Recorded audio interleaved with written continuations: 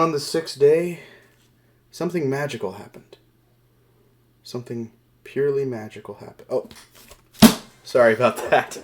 I was finishing up some research, my last little bit for this video. See, I got to cover one of the greatest things to ever happen in human history. Okay, I'm not exaggerating this time either. Okay, I am a little, but come on, it's a big deal. Today we get to cover UFC 1.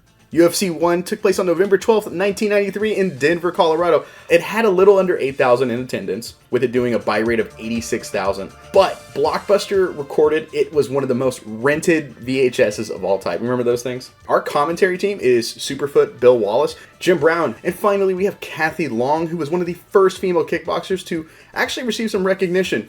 We also have Rod Machado in there as well, kind of helping out with like the analysts here and there.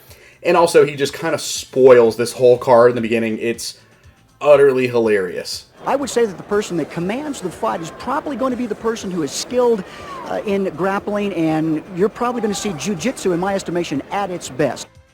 One other thing is the rules. See, this is before the unified rules of MMA, and yeah, this isn't the first MMA promotion. Like, there was Pancrase going on in Japan, but this was the first in the States, basically. And it was really hard to get past the regulation. Like, this hadn't happened in the States before. So they were just kind of figuring things out, and they kind of pitched it as Street Fighter and Mortal Kombat, but with real people.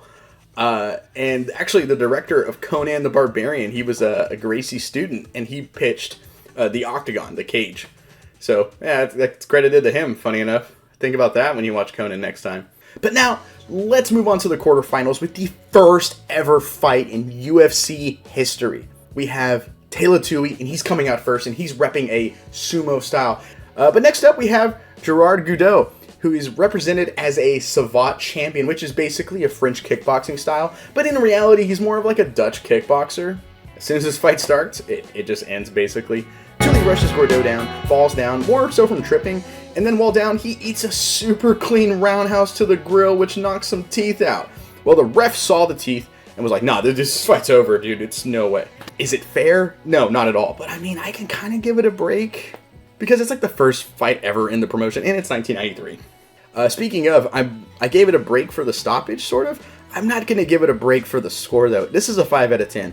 It's way too quick. The finish is murky, but that kick is super sweet. Honestly, though, the first fight in the bag, and this whole UFC thing, if this is the start they have, I'm not sure they're going to progress any further with quality fighting. So for the second fight, we have a striking matchup as Kevin Rozier, who's an American kickboxer. He's taking on Zane Frazier, who's a Kempo karate fighter.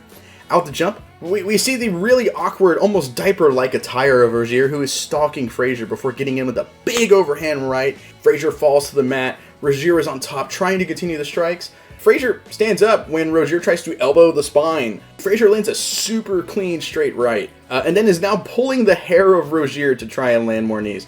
That is something I did not think I would ever say in the Retro Review series. Frazier's really having the advantage. They just kind of smash on each other for a little bit here. This is just destroying their gas tank. Frazier backs off from the exhaustion. Rozier swarms on him, knocking him down with right hands, then some stomps before Frazier's corner throws in the towel. And honestly, this fight's actually alright. It's a lot better than I remember it, so I'm going to give it a sloppy 6 out of 10. It's fine. It's about average, honestly, for like a little sloppy brawl at first, and then some slowing down moments. It's average. It's really, really sloppy, which I can't overlook, even though I should be being a little bit more fair on these fights. I'm just not. But now it is time for a huge Retro Review debut. An absolute legend in my eyes. One of the greatest to ever do it. A legend. We get to see an Art Jimerson fight. Oh yeah, and Royce Gracie. He's taking on Royce Gracie. So now we have the first grappler, though, in Royce, who doesn't need any introduction here, but for clarity's sake, he was handpicked to represent Jiu-Jitsu by the Gracie clan here. He was picked because of his nature and stuff, like his little bit smaller frame, more average sized, you could say, and I'll, of course, talk about that in the aftermath. Art Jimerson, he's a boxer, and you may notice something really interesting about his attire. Apparently, he was afraid of breaking his jabbing hand, so he was like, fine, I'll just do one glove, you know? you got the glove, you get the love, I suppose. I mean, we'll see how that works out for him. Royce comes out throwing some lead leg kicks. He's just trying to get Art thinking about it before he goes in for this takedown. And once he does, he gets it, swift transition to mount, and after about 30 seconds or so, Jumpers is trying to get up. He just kind of taps out, man. He's stuck dead in the water, so to speak. This fight, though, it isn't good at all. It isn't good at all. 3 out of 2, or 3 out of 10. 2 of those points, though, those are legit, because I just love that one glove fashion style of Jimerson. It's so iconic and so slick. And honestly, I can understand where he's coming from. If I was a boxer and I was like, yo, I mean, I want to jab all night, my mind would be, oh, I got to fight all these guys. What if I just jab them out? You know, I'm too quick for him, you know? Just keep jabbing and moving. I don't want to break my jab hand across 3 fights. I totally get it, sure. So for the final quarterfinal matchup, we see Pancrase legend and future MMA legend, honestly. He's making his retro review debut. It is Ken Shamrock, and he's taking on Taekwondo user Pat Smith. Smith goes for like a feint with a kick, but Shamrock just ties him up in the clinch, gets an easy takedown. Shamrock's in the guard of Smith, kind of peppering some light ground and pound. But once he goes to posture up, he just takes that leg. Smith is trying to use some axe kicks off his back to break the hold, but then he taps out from what has to be some immense pain. This fight is quick, not that eventful, and about a 4 out of 10, sure. The big thing to note for me is, well, man, you know what? More fashion. Pat Smith, he's rocking the same shorts that I trained in, I think. I think I have that exact pair in, like, one of my 2 closets. In here, I swear to God, I think that was the exact same pair I used to like do like striking in the summers with. But now we move on to the semifinals where Gerard Godot takes on Kevin Rozier, 2 guys who won their fights by TKO, with corner stoppages, awkward stoppages in the first round. This fight is quick and brutal. Gordo has the better footwork, and he just lights up the lead leg twice of Rozier with some low kicks. Gordo comes in with a swarm of strikes and just smashes on him as Rozier hits the mat. Gerard is backing off a bit, then comes in with like an overhand elbow, big stomp to the midsection, and the towel's thrown in. Gordo, he advances to the finals with less than 2 minutes of fight time, and this fight is a super brutal 6 out of 10. Very uncompetitive, which hurts my rating. I like a good competitive fight, but I mean, yeah, sure, you know, I mean, I guess it makes sense with the era. You know, this era doesn't have the best fights. Only a couple of these fights are like actually like, yo, like, it's just kind of is what it is. Unless you go to Pancrase. Pancrase, now they got some good fights in Pancrase. Now we get to the beginning of a legendary rivalry between Ken Shamrock and Royce Gracie. Royce goes for a lead leg side kick, then just moves instantly into a low single, and it's reversed by Shamrock. After a brief scramble, Shamrock ends up in Royce's guard. He moves in for a leg lock, but Royce counters it, ends up on top in like a modified half guard. Shamrock is trying to prevent Royce from getting mount. Royce turns into it. He slips to the same side, then slides his arm underneath the chin. Royce taps Ken Shamrock, and what they say is a rear naked choke, but it's really more closer to a bulldog choke, kind of like what Jiri caught Glover Teixeira in. I actually think this fight's sick. It's one of the few really good fights of this era. I think it's pretty dope. It's a super solid 8 out of 10. Like, if you compare it to today's standards, it's an 8 out of 10. But at the time, this is like, oh my god. Super fun, but short grappling from these 2 legendary grapplers. It's, you know, it's sick. I just wish it would win a little bit longer. But hey, you know, it's the best we can do right now. Wow, this card is so quick. We are already at the finals of this card.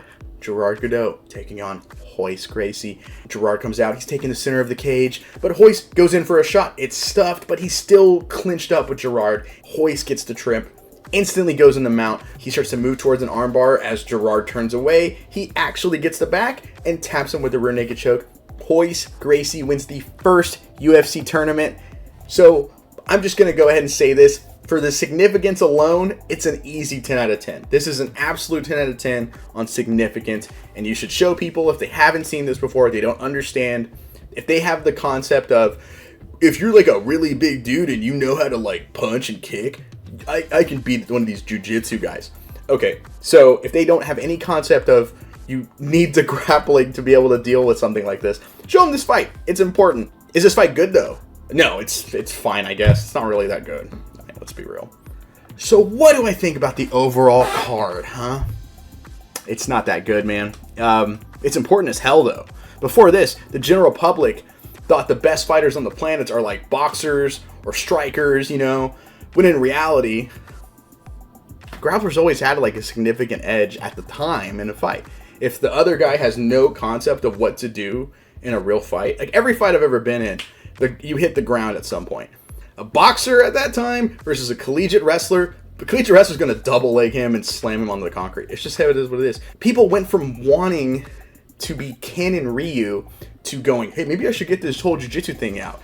It changed martial arts forever, which is 100% the plan here.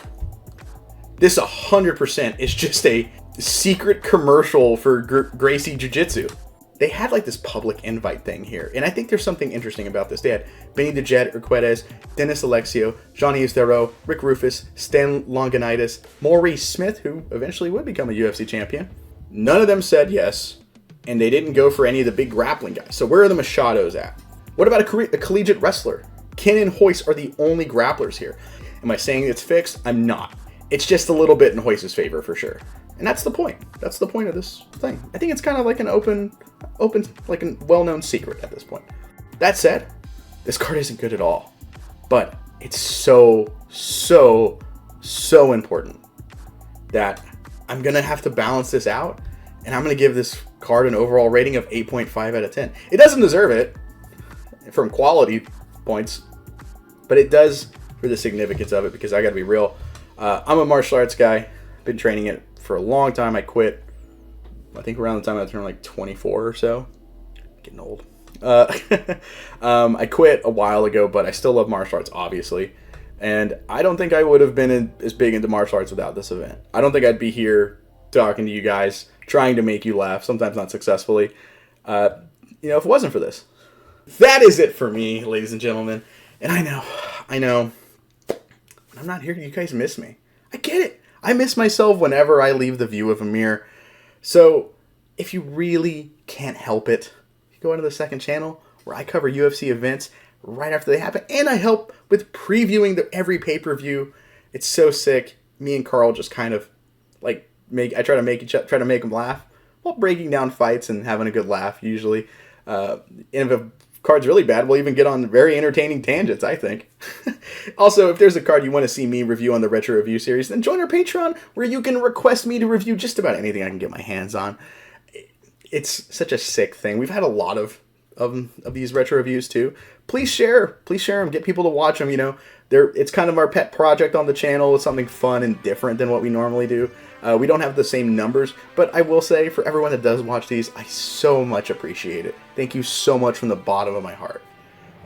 Finally, we're always looking to expand our team, so if you are interested in joining the team as maybe an editor, then reach out to us on Twitter. We're always looking. And I'm Joe with the INC. Thank you so much for watching.